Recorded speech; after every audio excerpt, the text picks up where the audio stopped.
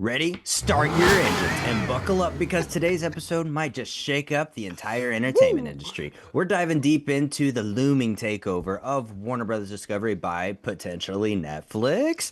As last week, Netflix officially agreed to acquire Warner Bros. Studios and its streaming business, including HBO and HBO Max, and Warner's legendary film and television library, in a deal valued around $72 billion in equity. Now, that's roughly about $82.7 billion enterprise value. That's right. And think about what that means. If the deal goes through, because as you know, there's another one fighting for it. But if this went through with Netflix, they could control iconic franchises ranging from DC Comics and Harry Potter to all your beloved classic TV shows and blockbuster films. Licensing, remember they own some theaters, streaming, all under one roof. I know what you're thinking. That's a monopoly. Well, what started as a corporate rumor has indeed escalated into what could be the biggest consolidation in the entertainment industry in literally decades.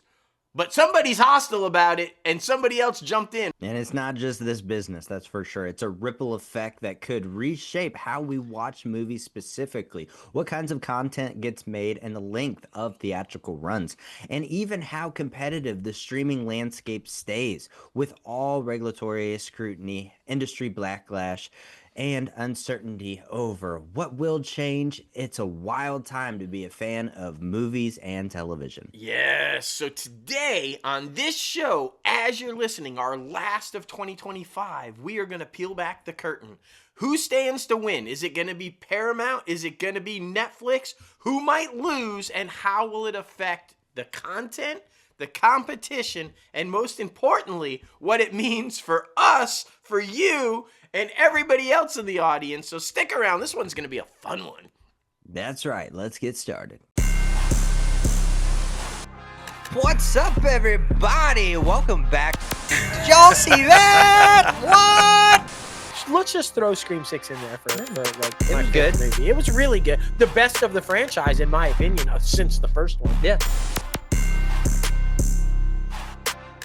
What's up, guys? Welcome back to ITCAFpodcast. Of course, the best entertainment podcast out around. Man, Yes. Oh man, you guys know your host with the most, myself, J. Logan Austin, and as always, the one and only Mouth Dustin Enberg. What's up?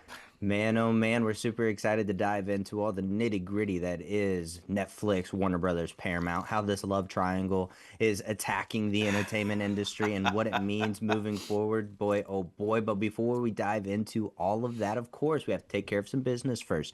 Be sure to leave a rating on this podcast, comment below, and tell us what you actually think about the show. Because if you didn't know, leaving a rating on the podcast actually helps the show get seen by more people who enjoy entertainment news, but especially those who are also trying to break into the entertainment industry. Because this podcast is all about lending a helping hand to those who are trying to make a name for themselves in Hollywood. So like I said, be sure to tell your grandma, be sure to tell your aunt, be sure to tell your 12-year-old niece that is just now getting her first iPhone, starting to listen to Spotify, starting to listen to Apple Podcasts, and tell her to search ITCAF Podcast for her entertainment news. But man, oh man, we also have a merchandise website, www.crazyantmedia.com, where you can start rocking the latest and greatest Crazy Ant Media gear. We got a little bit of something for a little bit of every one. We also are a film and television production company, so be sure to head over there and check out our current projects that we have going on, our bios, our interns who we have running our social media.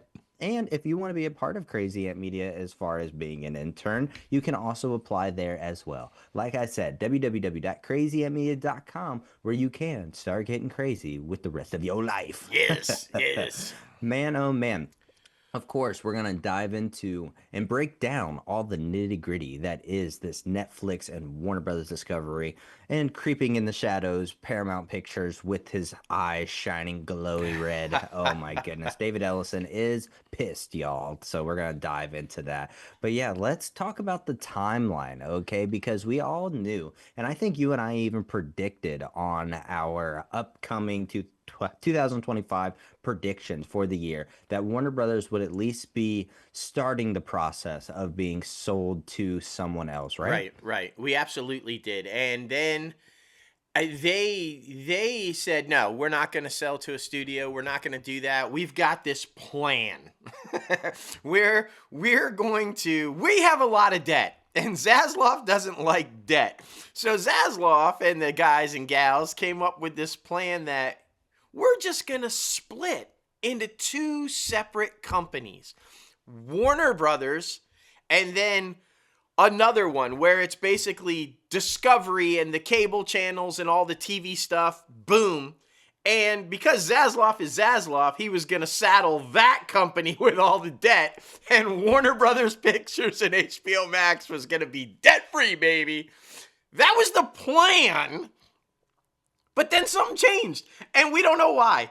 All of a sudden, in December, they're like, well, wait a minute. Paramount has now merged with Skydance, and they have a whole lot of money, and they're talking about maybe wanting to buy us. Zaslav was like, no way. I don't like them. Nope, we're splitting into separate companies. That little war started, okay? There was a little back and forth. Remember, guys, before December, Paramount made 3 separate offers to Warner Brothers Discovery, all of which Davey Boy said, no, we're not taking you. We don't want you.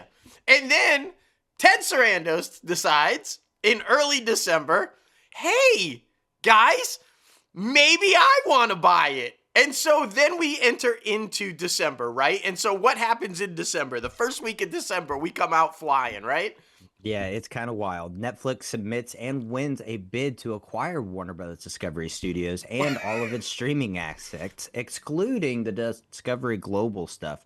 Now, in this deal, it is worth about, like I said earlier, $82.7 billion enterprise value that was announced publicly on December 5th. And I mean, it only makes sense because if we go back a year, literally in December, the stock share was at $10. Yeah. But if you go back to April of 2025 of this year, it got as low as $7.69. Yeah. That's absolutely wild. I'm surprised something didn't happen around that time, right? Because absolutely.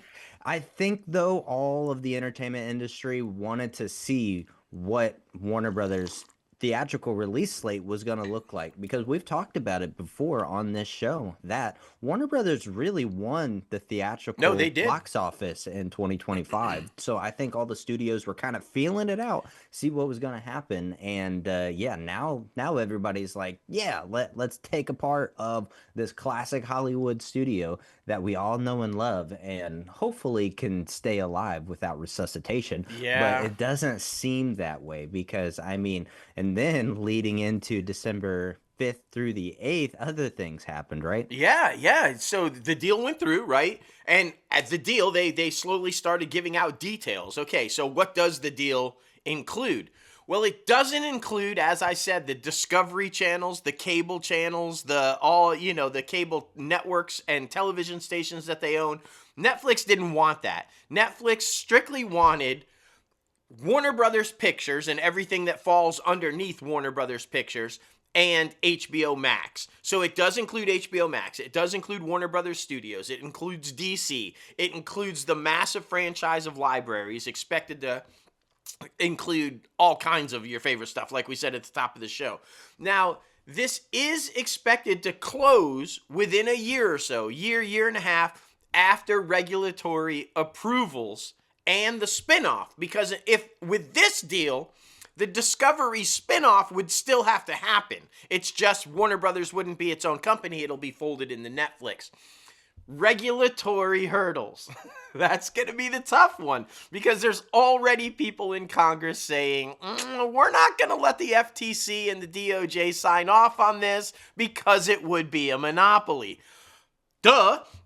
Now, way back, like Logan said, way back when the stock had dropped down to like $7, I did say I thought it was ripe for a corporate takeover at that point. A hostile takeover where you don't have a choice. The stock is so low, some big raider's going to come in and they're going to wipe you out and take you over and sell you off for pieces. I was kind of right because Ellison, unhappy that he was turned down 3 times and then finding out through social media that Netflix had all of a sudden won the deal, well, he said, we have a shit ton of money and that stock's still pretty low. Corporate takeover. And so they launched a hostile takeover. And guys, this is insane. $108 billion all cash. And they want the whole enchilada. They don't want the spinoff. They want the cable networks. They want the cable channels. They want the television stations. They want Discovery. They want it all. $108 billion all cash. Why is that hostile? Well, the stock isn't $7 anymore, but it's still relatively low, and he's offering well above, almost $31 per share, which is well above what the value of the stock actually is. So it's pretty hard. Currently sitting December 11th close, we're at $29.98. There but you that's go. Because of all of the talk and Exactly. takeovers. And what he's doing is he's taking that straight to the shareholders, skipping Zasloff and the board, right? Because the shareholders, no matter what Zasloff and the board agree to, they have to vote yes on it. And when they see that significant amount of money, it's going to be hard for them to say no to that, or at least that's what David Ellison is hoping for. Zasloff still says no. He has... Let me explain this if you guys don't understand finances and laws and how it works. He has now a fiduciary duty, meaning he has to present that deal to the board and to the shareholders. He can't ignore it. He has to do it. He did. He says they'll have an answer on it within 10 to 18 days, which is leading us into the next couple of weeks before Christmas. He still wants Netflix. He says he's pretty sure Netflix is still going to be the winner. Ted Sarandos said, we expected Paramount to do a hostile bid. We're cool. We still got this. We know. I don't know, man. So that's that week, the last week, December 5th through the 8th. Coming into this week, what else do we got? Because hostile means hostile, right? It does. Yeah. Even basically, David Ellison is a kid in a candy store who isn't able to get his lollipop. Because, freaking David Ellison has been texting David Zasloff and being left on red, where David Ellison is just like, please, it would be great to work with you, trying to chummy him up so he could, kind of flip him to where he'd be able to back him when it goes to the board, but it's still not looking like it's going to go that way.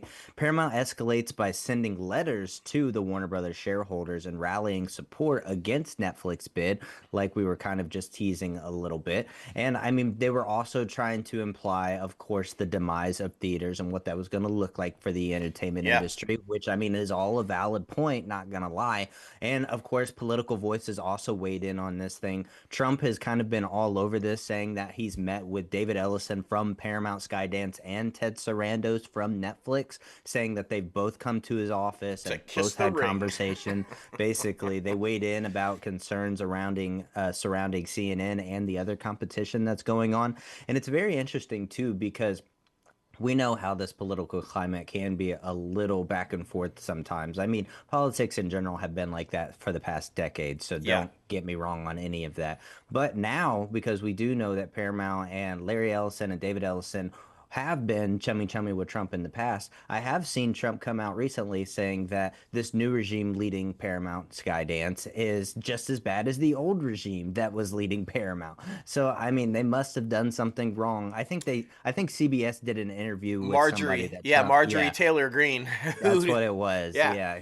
They did an interview with someone that Trump didn't like. So now, of course, they're on his bad side, and so he's leaning more Netflix. So yeah, that's also very interesting. But it's kind of scary, too, because at the very beginning of this, I was very pro Paramount. But now, hearing where all of the Paramount money is coming from, it's kind of sketchy because, Hollywood has kind of dipped its finger in a lot of Saudi money. And, pro, con, whatever, it's kind of scary. I'm not going to lie. I'm scared by it. But Paramount is getting some of their money from Saudi Arabia. So it's what is that going to look like moving forward? Because, you talk about political control, but I don't know, man. It's a scary environment when you talk about reporters getting killed for reporting on news stories.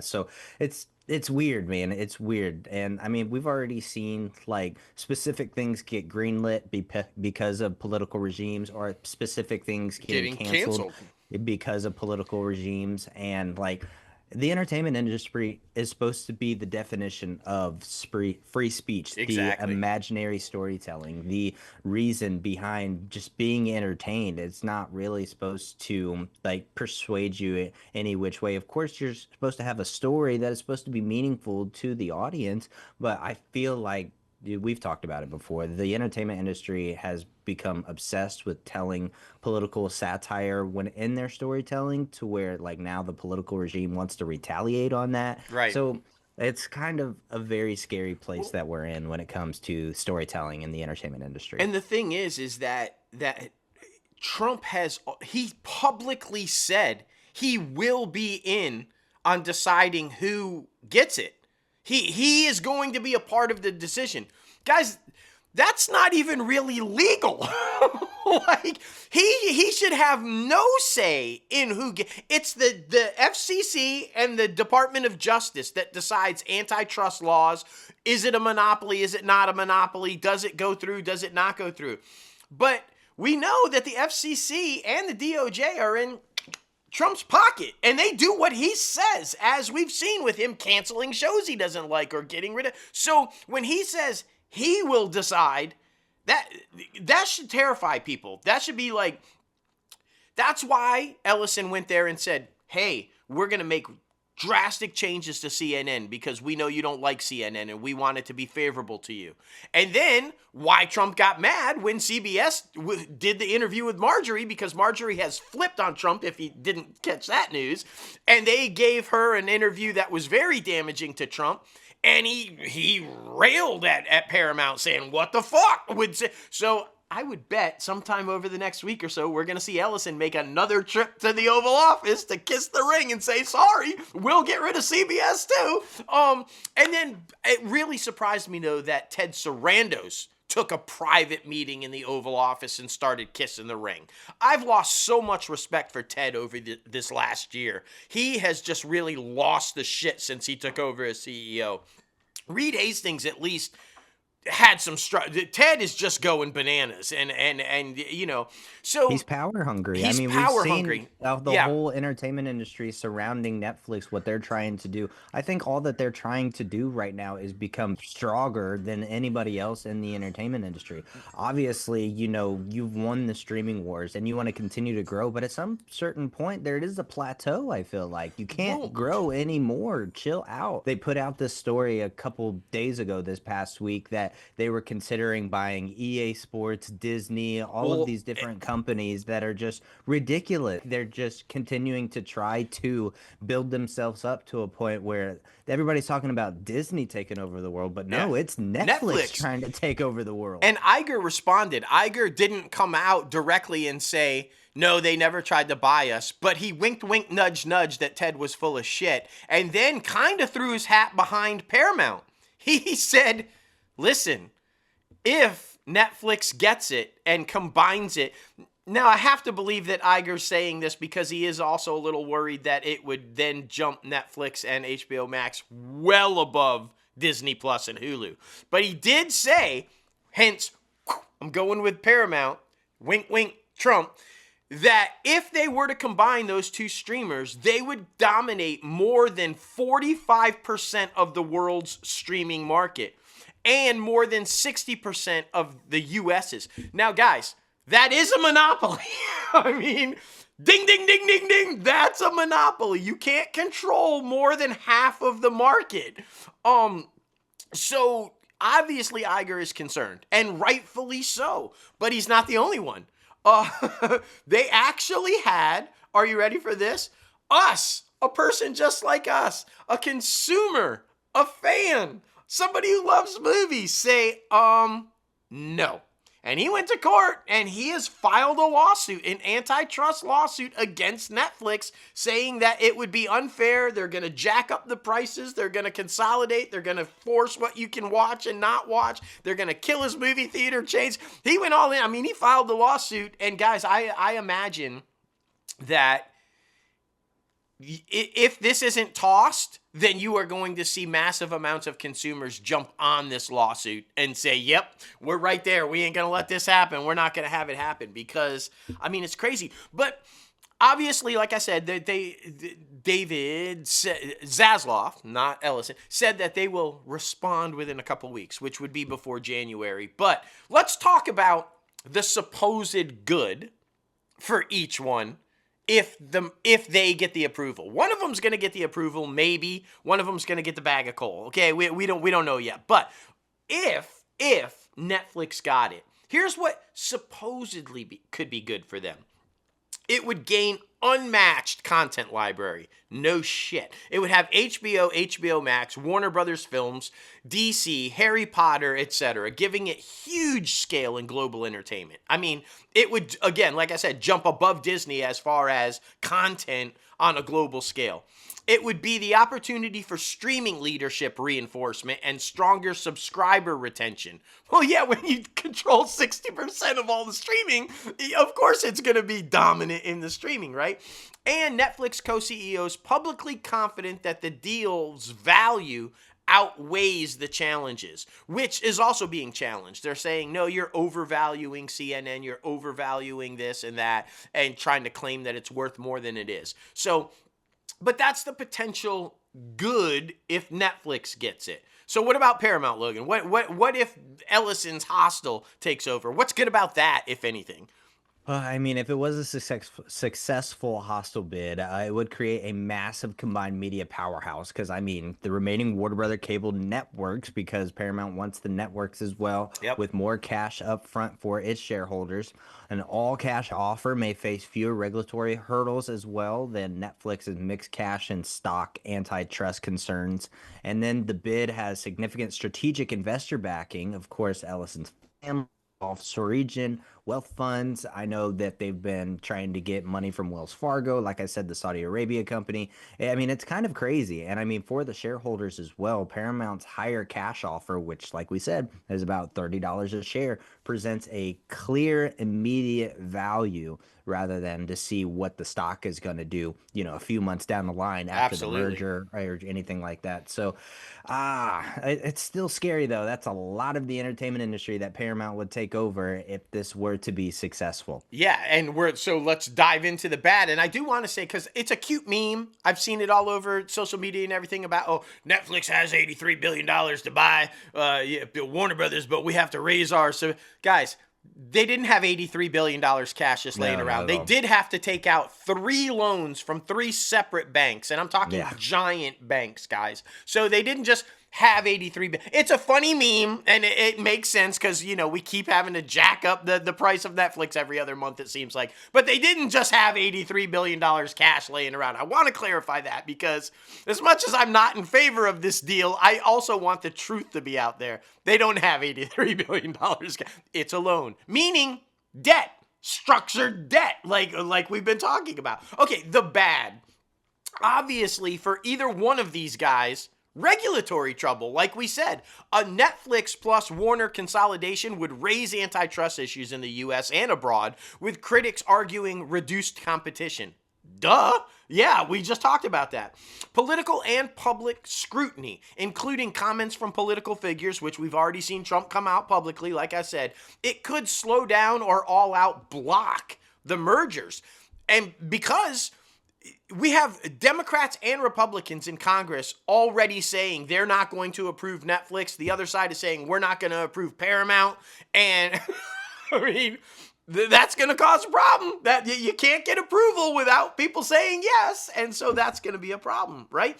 And then the industry risks. You've got big layoffs, obviously. I think Logan brought up a good point with the Paramount offer of the $30. It's so significantly higher than. If that deal goes through and I'm a Paramount shareholder, I'm cashing out immediately. Because layoffs are coming, and whatever happens after that could see a big dip in the stock. I'm taking that shit and running.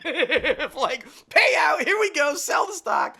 But anyway, so you're going to have layoffs. That's anytime 2 companies merge. Remember when Disney and 20th Century Fox merged? you have doubles in position. So layoffs are going to happen. Industry restructuring is going to be paramount. It's going to happen. It's no doubt about it.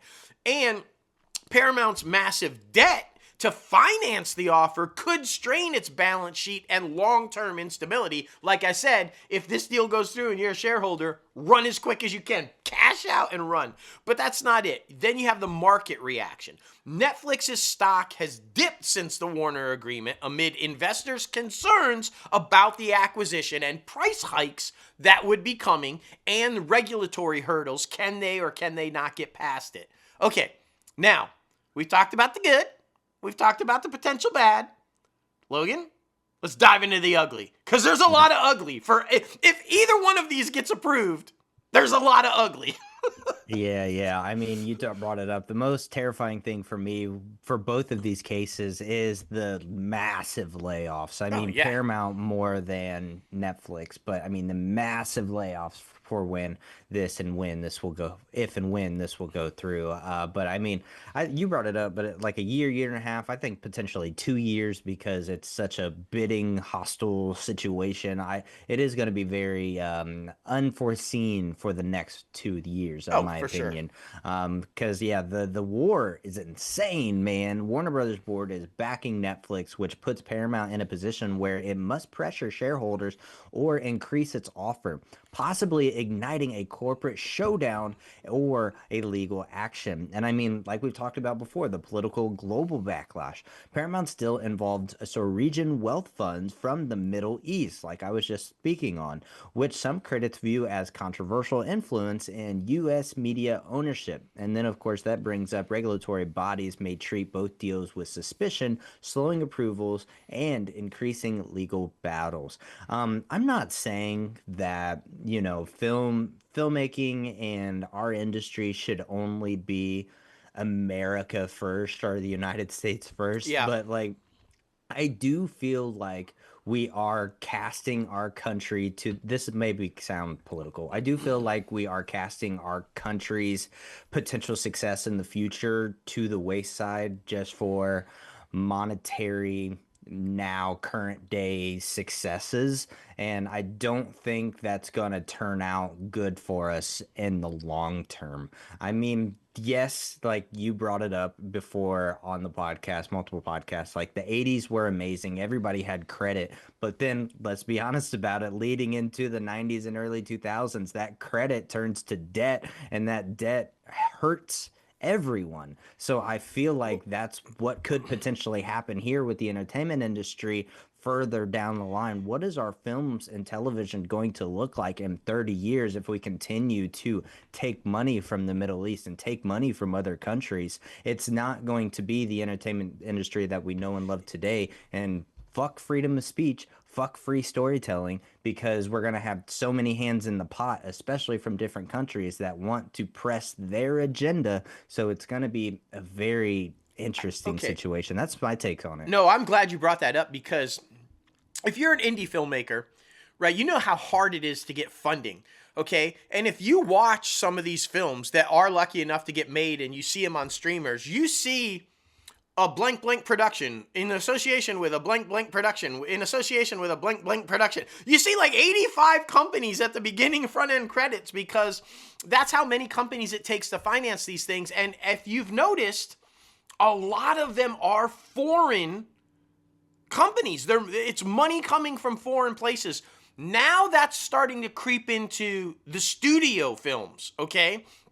And like you said, Middle Eastern influence, buying in. Guys, when you think about the amount of U.S. real estate that foreign countries like China already own, okay? Land in this country owned by foreign countries that hold the debt, okay? If that starts creeping into businesses, major businesses like media, where they control the narrative, that is terrifying. That is extreme, because then they will be telling you what they want you to know or hear and keeping you from what they don't want you to know and hear. And like Logan said, if that's on the news, if that's in film and television, they will be controlling the narrative, which should terrify the shit out of everybody. Like, that is, we do not, the Fourth Amendment, the fourth branch, whatever you want to call it, that is the last line of defense, y'all. Journalism and the press and film and television and the ability to tell stories freely and openly without being controlled is the last line of defense. And you are seeing it infiltrated. It is being infiltrated right now, and we have got to put a stop to it. It's terrifying. I'm right there with you, Logan. It's terrifying. I just don't think this is. I don't even know. So it's not just, in my opinion, it's not just a full-blown war between these three companies as to who's going to win. It's a full-blown war between the U.S. and foreign countries as to who will control the narrative in this country. And make no mistake, I think that Trump initially was in favor of Paramount and probably will be again because he wants to control the narrative. And they own a shit ton of local television stations and they own a shit ton of cable outlets, including CNN. Guys, if they own Newsmax, if they own CNN, if they own all the local TV stations, look at Sinclair with the Jimmy Kimmel thing. They've already got their finger on top of Sinclair. Like if they will be controlling what you... So let's dive into that. Because okay, now you know how me and Logan kind of feel about it. So let's dive into it. We've said the good, the bad, and the ugly for these companies, but what does it actually mean for us, for you guys, for the subscribers, for the consumers on the streaming and the movie side, right? What does it mean? So obviously, more content, okay? Supposedly more content. But that comes with more consolidation. We're seeing the demise of yet another legacy studio. If Netflix wins, HBO Max, and Warner Brothers content will all move under one platform, potentially giving subscribers a huge combined catalog in one place.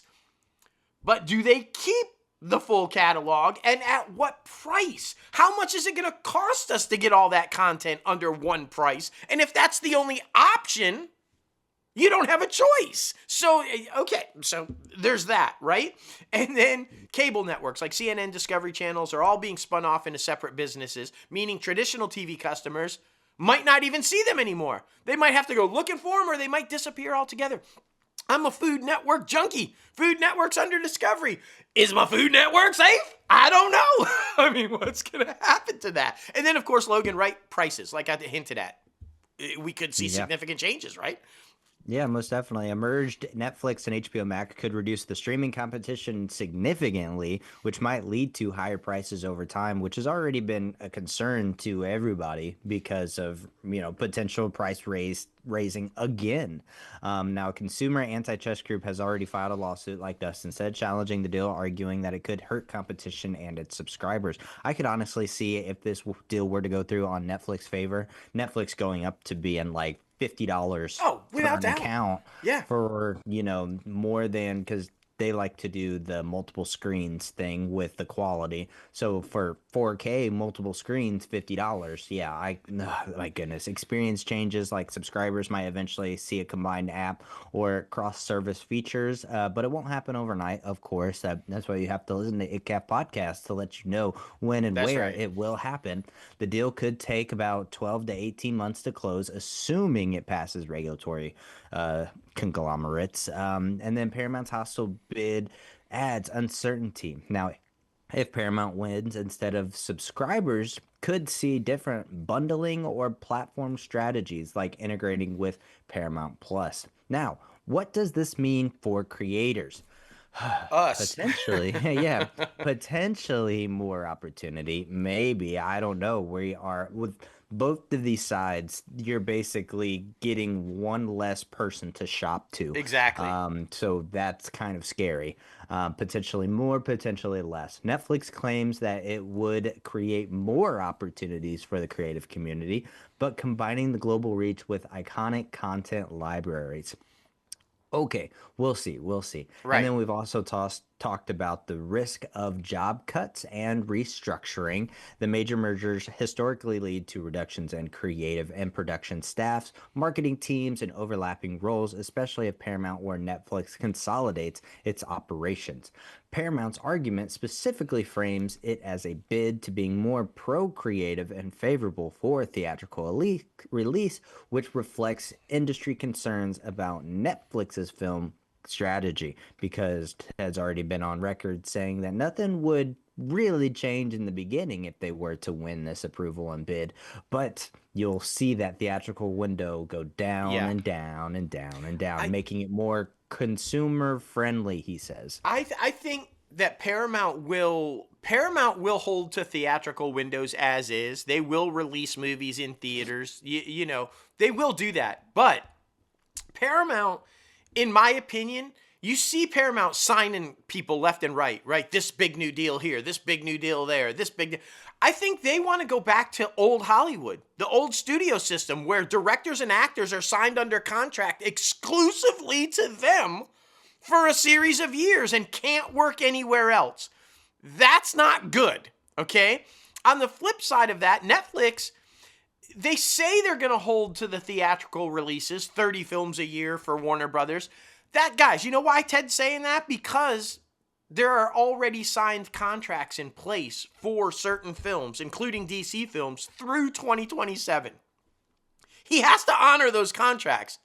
But after those contracts are up, there ain't nothing saying they've got to release anything in theaters, and he's made it clear he's not a theatrical guy. He doesn't think that's the future of the industry. He hates theater. He thinks it should all be streaming. So if you are oblivious to the fact of that's what he thinks, and you honestly believe he's going to release films from Warner Brothers after 2027, well, I'm just going to say you're an idiot, because he's not. He's made that perfectly clear. And also, creators don't like Netflix.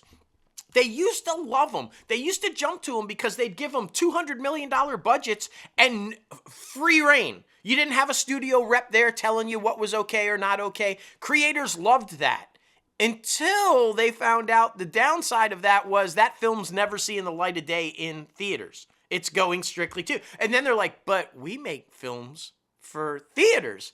And Netflix was like, no, you don't. We're going to give you $200 million and you're going to make it for Netflix. And if you don't, get out. And creators have started fleeing Netflix for that reason. So it's terrifying if you're a creator. It's like, where do you go? Now there's going to be like 4 places. And you don't, if you go to Paramount, they're going to lock you up for a series of years. If you go to Netflix, you'll never be in the theater. So you really have Comcast and Disney as viable places, but you can all but bet that Paramount and Netflix will try to squeeze you out of there. So as a creator, it's terrifying. It's going to affect budgets. It's going to affect how your film gets distributed, if it's even seen, and possibly union negotiations are going to go. Guys, are we going to see another year-long massive strikes because the DGA, the PGA, SAG-AFTRA, they've all come out against these. They're like, no way, Netflix, and we're feeling pretty shaky about Paramount. So if you don't get the unions backing you, what is even happening right now? And Christopher Nolan is an old school guy. He's old school. I love him. He still shoots on film, y'all. It's for the theater. No way he wants Netflix. No way. He's already demanded a meeting with Ted Sarandos. Like, that ain't happening. I just. Do we want to? Okay, I'm going to give this, and then Logan, tell me what you think. But if it goes to Netflix, Warner Brothers ceases to exist by 2027. It will be folded completely into Netflix. The N will be up on the water tower. The library will be gone. It will simply be Netflix. No Warner Brothers. The legacy gone. If it goes to Paramount, I think Warner Brothers will survive, but it will be folded in, and it will be a controlled set system. They won't run autonomously like Marvel or 20th Century Fox under Disney or something like, or Universal under Comcast. It'll be a controlled Paramount environment. While the name will exist, it'll be so that's my thought. So, but if it's Netflix, I wholeheartedly believe Warner Brothers the name, everything will cease to exist by 2027 when those contracts are up. Yeah, I honestly think there's no win. There's no light out for Warner Brothers. I think no matter what, it's screwed. And we're going to see the loss of a studio that has been so historic for over 100 years. It's unfortunate that it's gotten this way, but it hasn't been David Zaslav single-handedly. I mean, over the last like 2 decades, I mean, Warner Brothers has been acquired like a handful of times, like in and out of mergers. So they've never really had a great regime. They've always had great movies. They've always had great television, but whoever is steering the ship never does a good job, which is crazy.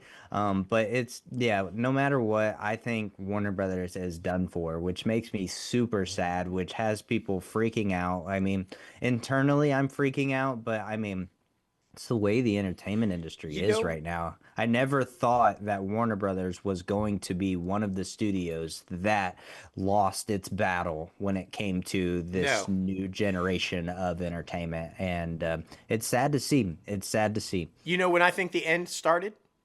Win. When Jack Warner finally passed, okay? Stephen Ross was in control, and Stephen Ross was a Jack Warner guy, right? But he was up there in age. He was getting ready to get out, okay? And then comes along Jerry Levin from Time, okay? And Steve Case from AOL. And Time and AOL decided, hey, why don't we do this little merger? And so Time and AOL merged and came after Warner Brothers. And Stephen Ross really couldn't fight it off. And as you guys know, that merger took place and they became AOL Time Warner. That was the beginning of the end. That was a disaster merger. It came right out. Everybody knew it was a disaster. They bought up Ted Turner, took in all of Ted's. That's how, if you guys don't know, that's how Warner Brothers ended up getting CNN and all. They bought out Ted Turner for $1 gazillion and merged all that into the Warner Brother empire. But AOL at Time Warner, Jerry Levin and Steve Case were doing exactly what I fear Zaslav is doing right now. It was all about the money. They saw a huge opportunity to bank off of a merger.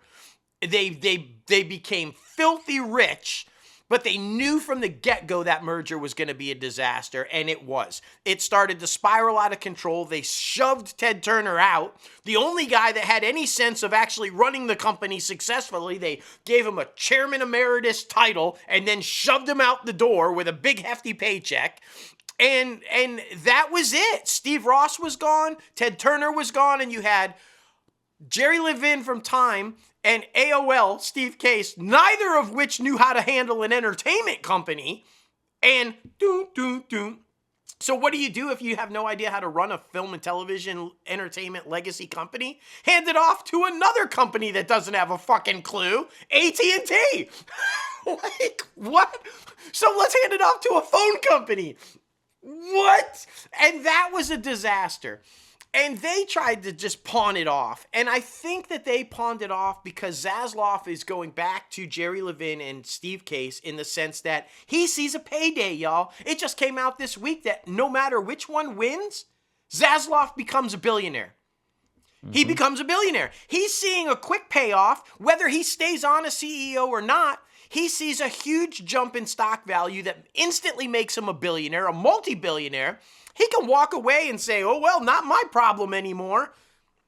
And that I think that's where the end started. The whole Time Warner AOL merger when Jack Warner died, that was it. And it's been in the hands of people that weren't movie people ever since. And that's why I think the best option, and I've said it time and time and time and time again, stick with the plan to split into two different companies.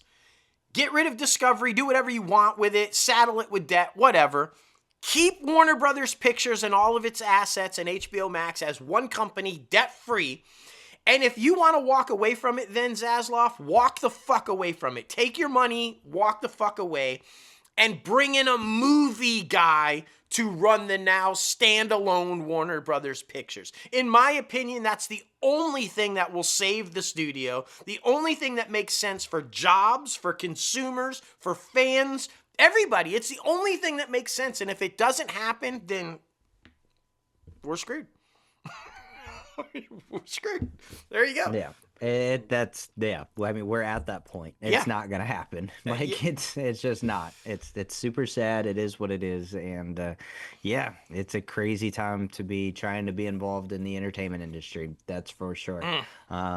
But I mean, with all of this, with us talking about Warner Brothers specifically, our top five this week is top five favorite Warner Brothers films. Yes. Because no matter who is at the regime, who is at the freaking head of the ship, they still put out some great films, right? Yeah, absolutely. I mean, some iconic films. I'll say that a lot of mine were under the regime of before the AOL Time Warner disaster. It was Steve Ross and or Jack Warner still in control. That's all I'm saying. But yeah, I mean, when you look back, and I love it because our lists are so different, but it shows the span of decades of, and generational quality in filmmaking between our two lists. It's a great list. It is. It is. That's for sure. Well, my number five goes to one of y'all's 80s classics, Generation X, I think you are. Yes.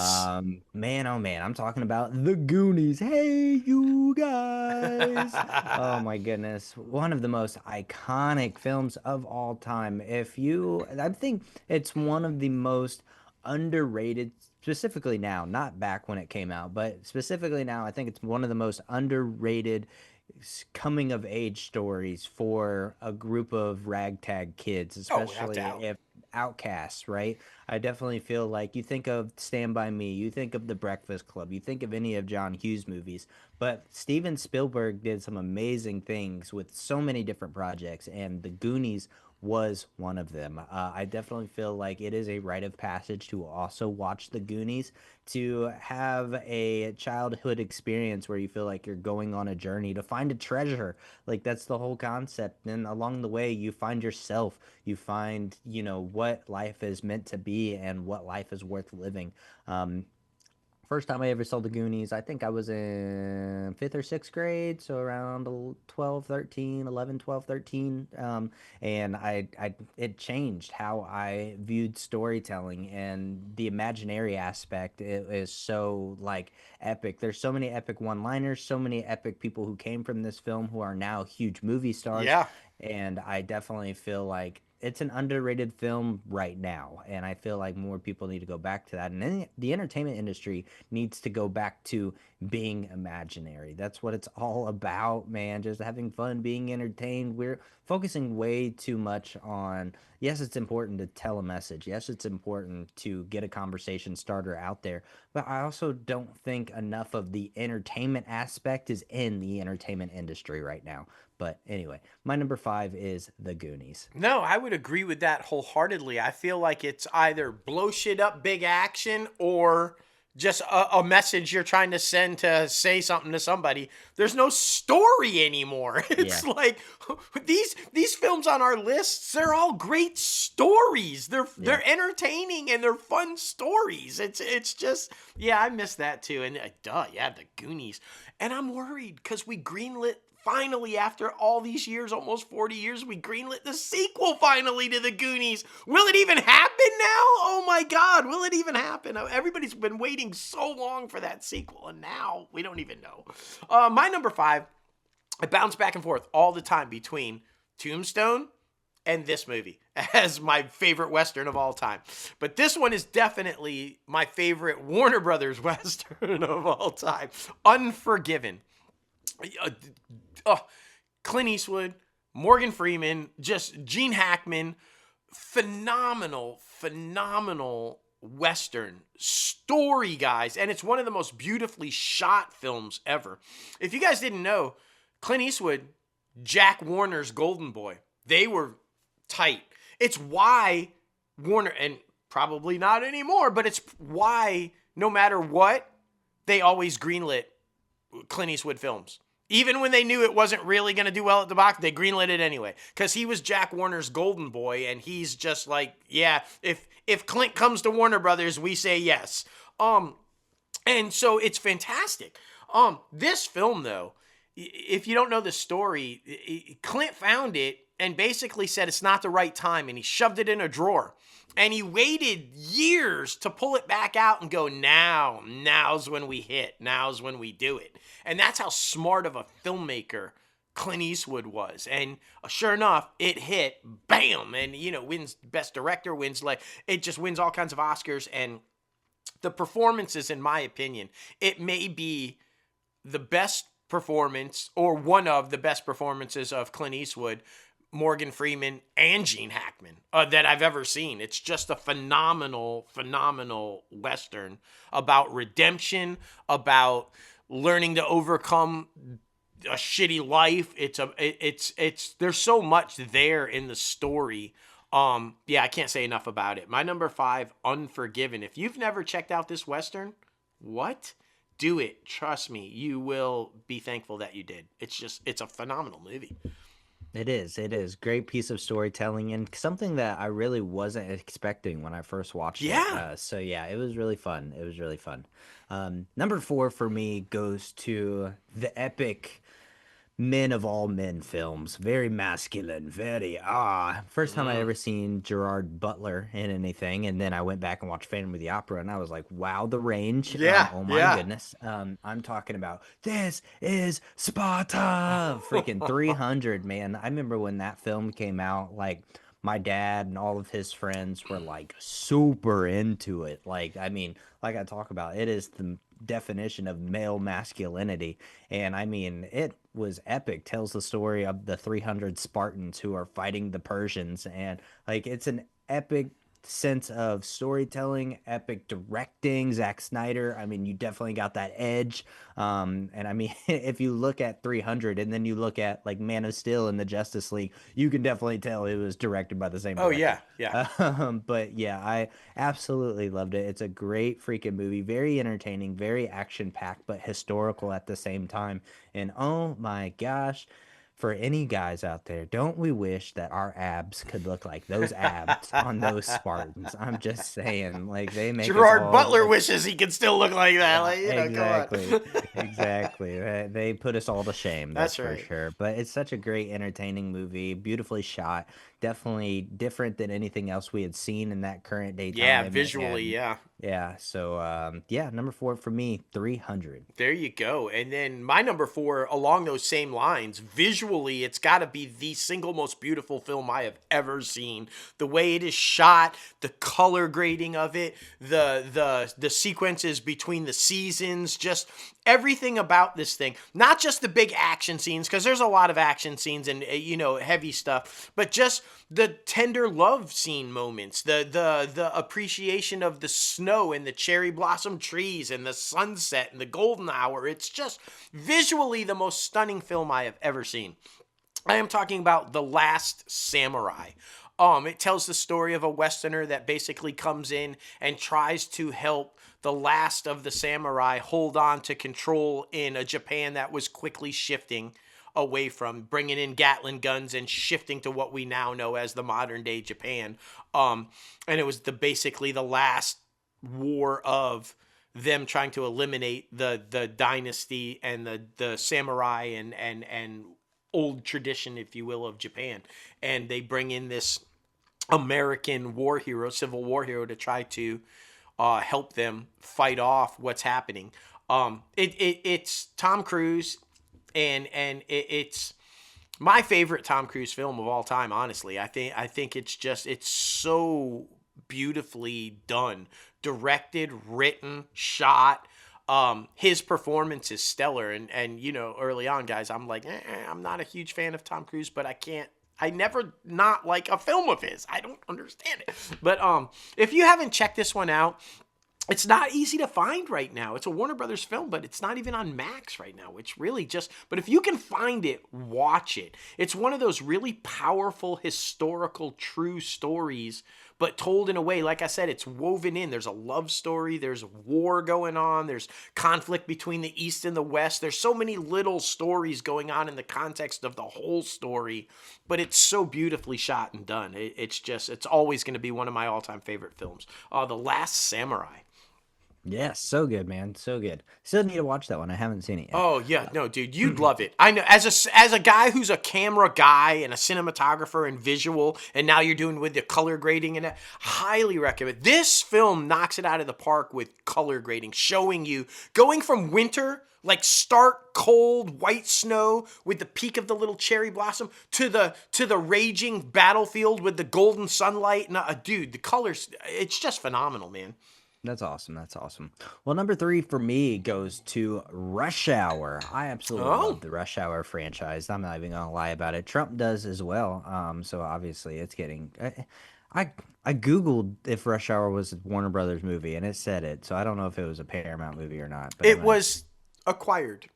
Ah, I Yes. see. It was one of those. But anyway, yes, Rush Hour, one of my favorites. I absolutely love it. I love the dynamic between Jackie Chan and Chris Tucker. That's so epic. I love the first two. The third one's a little when they go to Paris, but when they're in Los Angeles, that one's so epic. And then when they go back to China, that one's so epic as well. And I Yes. mean, we love the Oriental culture, so I feel like there is a lot of that in both films. And then you get the American version of us, like walking into the or the Oriental culture being like, what the hell? Like, yeah, it's crazy. So absolutely love it. So many iconic phrases, so many iconic songs in both of these films. And honestly, one of the biggest reasons I fell in love with Jackie Chan. Mm. He's a great, phenomenal stunt performer, a great, phenomenal actor. Chris Tucker is epic. And I definitely feel like, what he's able to, both of them are able to bring to the screen, specifically Jackie Chan, definitely changed perception of how martial arts and how stunt performers are appreciated in the entertainment Without industry. doubt. So yeah, number three for me, Rush Hour. Yes, indeed. Great film. Number three for me.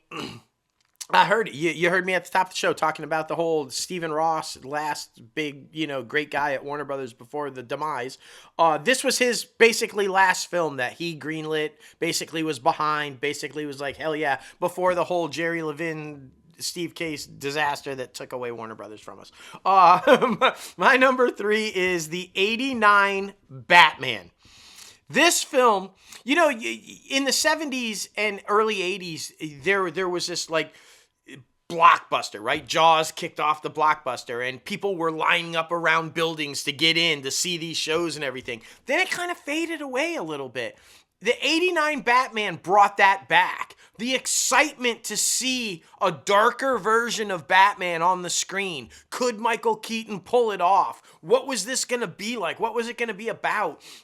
And it was the first time that Batman had, well, I won't say the first time because the Adam West Batman did have a movie in the theaters, but it was just basically a promo for the TV show kind of a movie. It wasn't real. So basically the real first time that you saw Batman on the big screen, and it was such a different version of Batman. And it was the iconic lines around the theater, people literally lining up for blocks to get in to see this thing. And of course, obviously, Keaton just knocked it out of the freaking park with Tim Burton and Kim Basinger and Jack Nicholson as the Joker and solidified, in my opinion, Batman. There's always arguments about who the best Batman is. Is it Keaton? Is it Bale? Is it... Well, they all emulate Keaton. I'm Batman. The voice comes from Keaton. He's the first one to do it. He's the one, and they all try to emulate it. So in my opinion, that says Keaton's the best Batman because they all try to emulate Keaton. And then spin it their own way, of course. And they're all great Batmans. But for me, Keaton will always be my favorite Batman. And this will always be one of my favorite films. It was the resurgence of superhero films. Right after 89 Batman, you started to get the X-Men. You started to see the resurgence of the superhero films, which I don't even think we have what we have today if Batman 89 doesn't succeed. So there you go. My number three, Batman. Completely agree. Yeah, definitely, definitely. Well, my number two goes to The Dark Knight. Of Of course. course. Christopher Nolan, Christian Bale, so many others. Heath Ledger, of course, of course. But yeah, I mean, the way this was cinematically told, with the color grading and with the different hues as far as color tones when it comes to the blue or the orange slash Yep. yellow, it definitely, came across emotionally just from the images that you saw on screen. The motion picture of this film was definitely something that was so captivating that, you know, it kept you engulfed in the story without even really paying attention to the story. And then to add on different layers of that, you do get freaking amazing performances. In my Yeah. opinion, all three of, you know, the Christopher Nolan, Christian Bale Batmans were great. They were really good, but The Dark Knight is definitely the peak of their Agreed. cinema, in my Agreed. opinion. So what that was able to bring to the table, I mean, obviously Heath Ledger's Joker winning him the Oscar after his passing was such an epic thing. But I do think that, you know, what this film was able to do was also get comic book fans to be like, hey, it doesn't need to necessarily follow step by step of the comics, because we've argued before on the past where, like, oh my gosh, comic book fans, chill the hell out. There's gonna be some variations. And Christopher Nolan, like, was that exception. He was the one who took the story and the concept and completely changed it and made it his own. And of course, adding elements, but it also was just a good freaking film. Yeah. I think that's what the thing is. He didn't try to shove too much in there. And I feel like now, sometimes I feel like with some of the comic book adaptations, they try to shove too much into the storyline, too many Easter eggs when it should, again, just be an entertaining story. So yeah, that's why obviously it's one of my favorite films of all time. But yeah, number two for me, The Dark Knight. Absolutely. And I think the biggest variation he made from the comics is Joker, the history of Joker and the backstory, and quite possibly the best interpretation of Joker that we've ever seen. So it's odd that you would basically change everything about what he was in the comic books and make him your own kind of Joker, and it ends up being the definitive Joker. So, you know, in many people's opinions anyway. My number two is hanging on your wall back there. Probably one of the greatest films in cinematic history to begin with, let alone Warner Brothers films. One of the greatest love stories ever told on film. One of the most classic one-liners ever on film, right? And a few one-liners. I think this film may have sparked the one-liners in films, right? It's like, you know, when the girl walks in, or put your lips together and blow, and like just all the iconic one-liners that I think about. Casablanca. And we've talked about this one, like, to tell such a beautiful, moving, heart-wrenching love story set in the middle of World War II.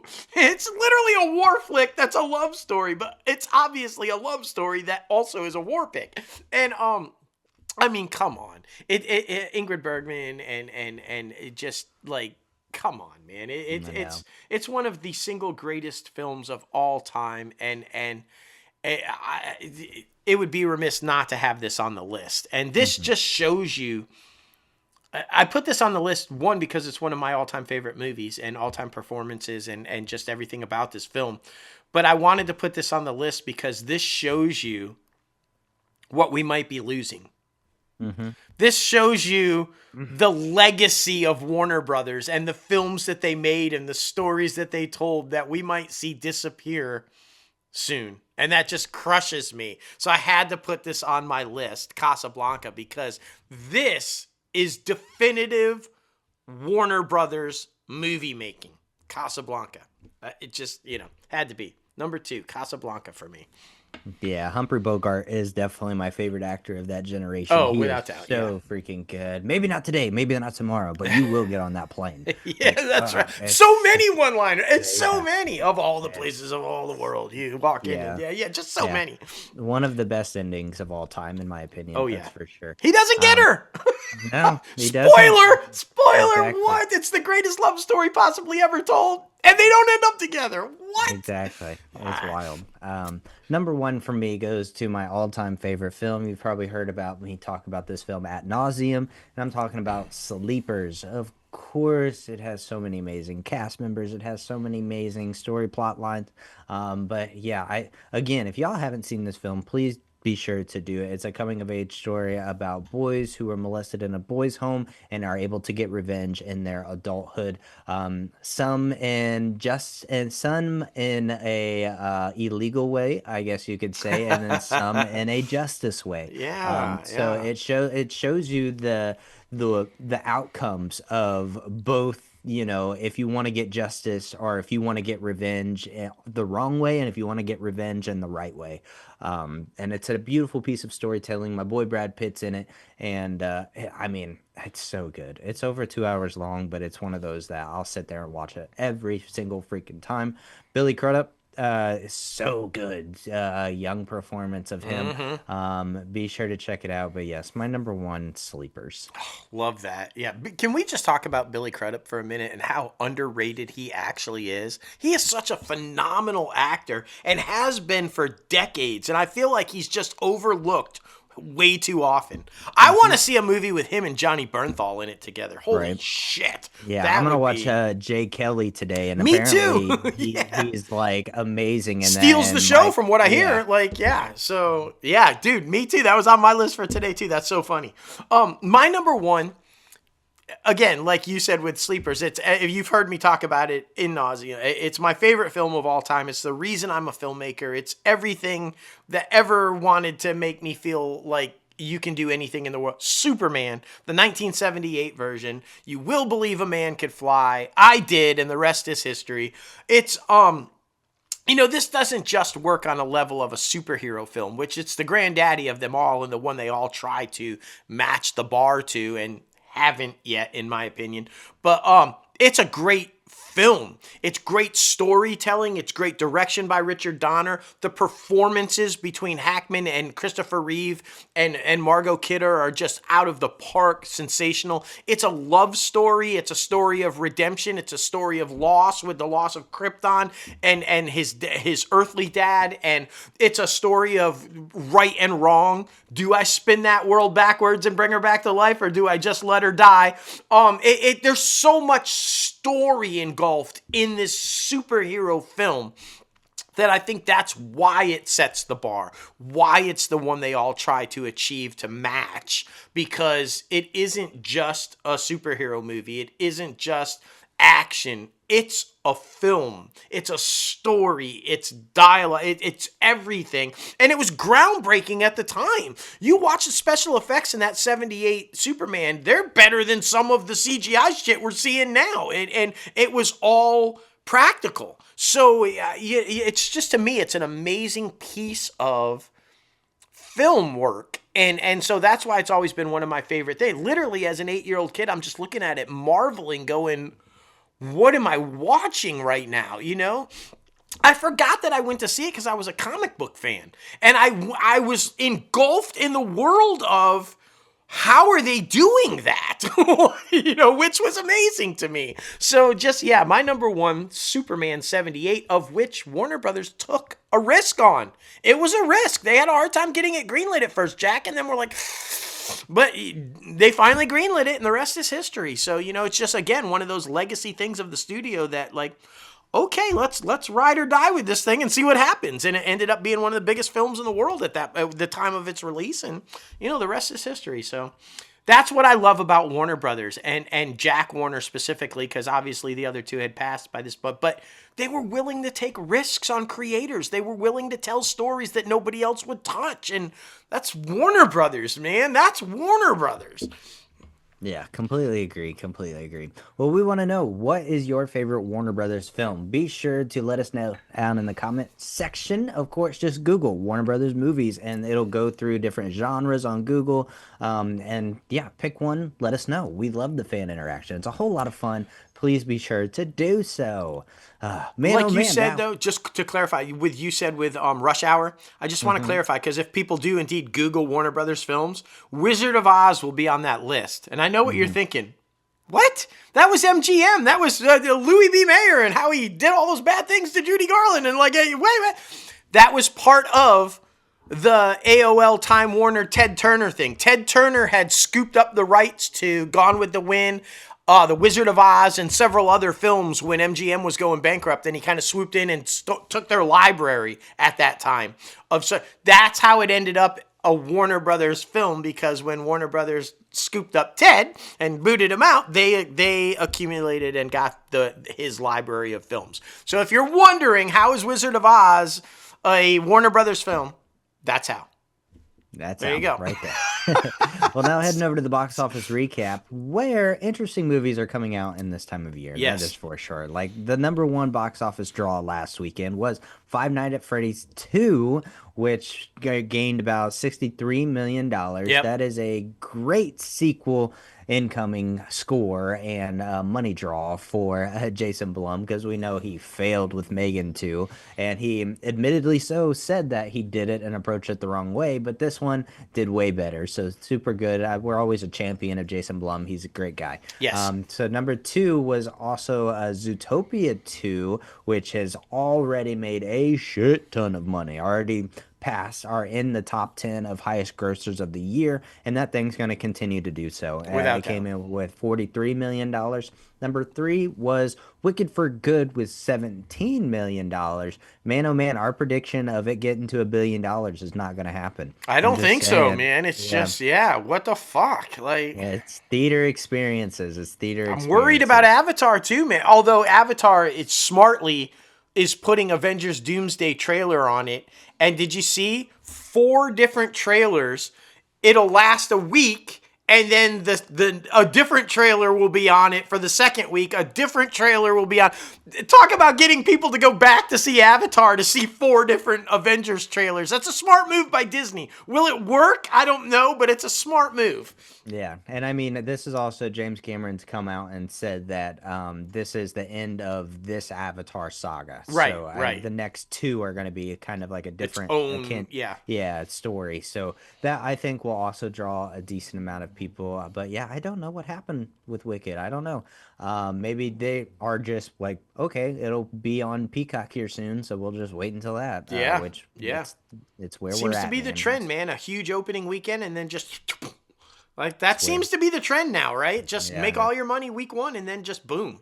I don't know, man. Exactly. And number four for last week's box office was Jujutsu Kaisen Execution with $10 million. And then number five was Now You See Me, Now You Don't with $3.5 million. Still people going to see that. Yeah, That's good. yeah. That's good. New movies coming out this week are Ella McKay. Yep. That one has Jamie Lee Curtis in that. That was also partially shot in New Orleans, so Yep. be sure to check that one out. Not Without Hope and Silent Night, Deadly Night. It's these films, like even like the Santa Claus that David Harbour did a couple years ago. They're weird to me, man. I are. don't want to see. I don't want to see Santa fight. I don't want to see Santa kill.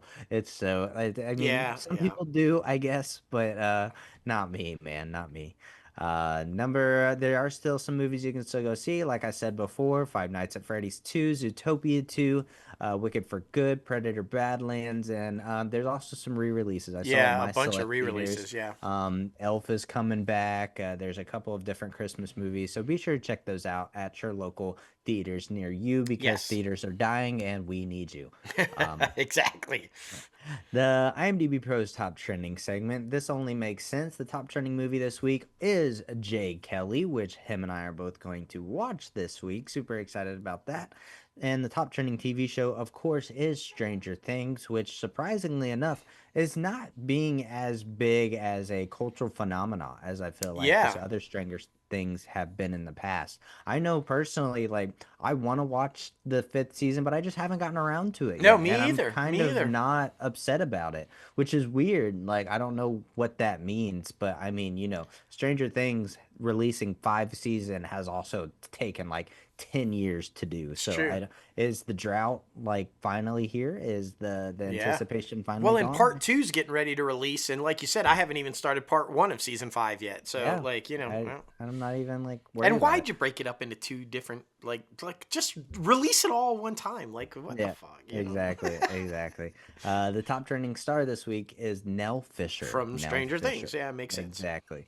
But anyway, guys, thank you so much for getting crazy with us on episode 315 and for 2025. We appreciate Yes. all of y'all. This is our last episode before heading out for the year. And man, oh man, it's been an amazing year and we've been rocking and rolling with so many amazing things. And we're super excited to come back in 2026 with some more entertainment news. Yes, and you look at when we started this season this year and how we're ending this season this year, and the drastic change in the evolution of the entertainment industry and film and television in just this year of the show is insane, right? Yeah. Like what we were talking about at the beginning of the year, what we're talking about at the end of the year, and the drastic change that we've seen, the shift in the industry has just been incredible. And so, like you said at the top of the show, this is the definitive podcast. If you want to know everything that is happening and what that shift was this whole year, go back and check out episodes, man, because we have been on top of everything that has been happening and keeping you up to date with the drastic change in the industry. So it's been fun though, man. It's been a fun year. It's been a fun season. We had a lot of great guests and just some incredible conversations and just as creators and just as cinephiles in general and just everything. What a ride this year has been. It's been crazy. It has. But yes, be sure to follow everything on social media. Of course, the company is at Crazy Ant Media. The podcast is at ITCAFpodcast. And we have one more EOP, Everything's Okay, coming out this upcoming week about the holiday blues, of course. Yes. And then that will be the final episode on our mental health podcast as well. So like I said, ITCAF Podcast, Crazy Ant Media, and Everything's OKP on social media. And then, of course, you can follow us both personally on social media. Myself, I am at J. Logan Austin and at Crazy Ant CEO. That's right. And you guys know you can subscribe to this podcast anywhere you listen to your podcast. We're on Apple Podcasts, Spotify, Google Play Music, iHeartRadio, Podbean, Stitcher, and so much more. Be sure to watch this podcast on YouTube as well, because we put a lot of production into it. It's a lot of fun. We do. And, we want you to see our emotions when we're talking about something that we know and love. And so when you're over there, be sure to hit that like button, subscribe to the channel, ring the bell for all the latest and greatest notifications. Also, leave a comment, please. Yeah. We love the fan interaction. We love getting to go back and forth. We will respond, even if you hate us. Yeah, we love those too. Opinions, please. And of course, be sure to visit our website, www.crazyantmedia.com, where you can start rocking the latest and greatest Crazy Ant Media gear. But like we said a little bit earlier, 2025 has been an amazing season. Super excited for what the new year has to bring us, and also a big shout out and a big going away party for the one and only John Cena. Tonight is his last match in the WWE, and I mean, it really feels like the end of a huge era. Yeah. It feels like the end of my childhood, even though I'm about to be 30. John Cena was my all-time favorite wrestler growing up, and it's super weird to see, but he's making movies now, so hopefully, we'll be able to make movies with him one day. Yeah, full-time actor now. That's the deal. So, that'd be, oh my God, bro. Yeah, let's make that happen. Let's make a film with John Cena. We see you. We see you, buddy. Come on, make a film with us. Yeah, you know what? I feel you. I felt the same way when Dusty Rhodes went away, and I had my wrestlers of my age too, so I feel you, bro. I feel how that is. But it's weird. Yeah, it's weird. It's a weird thing. But when your icons go away, but he's not going away. Like you said, he's making movies. You're going to keep seeing him. So it's all good. Exactly. And as always, for 315 episodes, we love the one, the only Oprah.